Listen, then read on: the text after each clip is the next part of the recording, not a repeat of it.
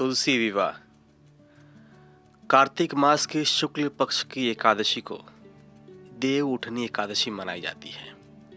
इस एकादशी पर तुलसी विवाह का भी महत्व होता है। कुछ लोग तुलसी विवाह एकादशी को मनाते हैं तो कुछ लोग द्वादशी को। तुलसी विवाह को लेकर अधिकतर लोग भ्रमित हैं कि तुलसी विवाह 25 को आयोजित किया जाए या 26 को, पर आप भ्रमित न हो। जो लोग एकादशी उदया तिथि को मनाते हैं वे 26 को तुलसी विवाह करेंगे और जो उदया तिथि को नहीं मनाते वे 25 को करेंगे।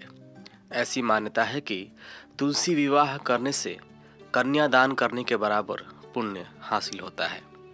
एकादशी तिथि 25 नवंबर को सुबह 2:42 से प्रारंभ होगी और 26 नवंबर को सुबह 5:10 पर समाप्त होगी।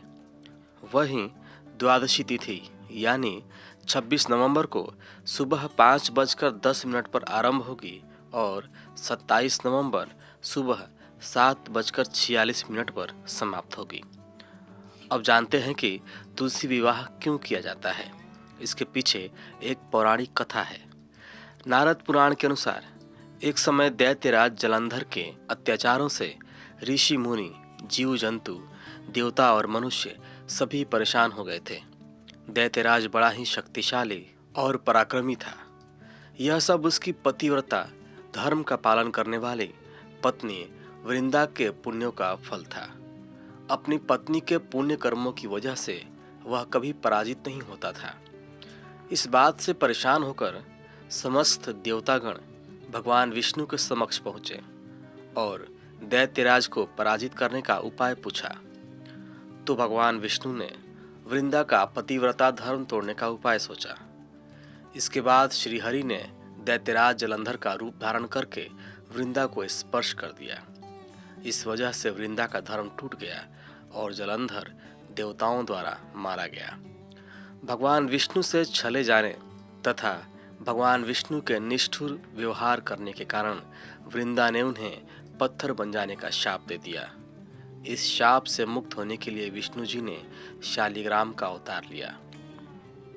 वृंदा का पतिव्रता धर्म तोड़ने से भगवान विष्णु को बहुत ग्लानि हुई। तब उन्होंने माता तुलसी से शालिग्राम अवतार में विवाह किया। उन्होंने वृंदा को आशीष दिया कि वह तुलसी स्वरूप में सदैव उनके साथ रहेंगी। माना जाता है कि माँ लक्ष्मी की ही अवतार माँ तुलसी है। अब जानते हैं तुलसी विवाह की पूजन विधि क्या है। 2 अलग अलग चौकियों पर माता तुलसी और शालिग्राम को स्थापित करें।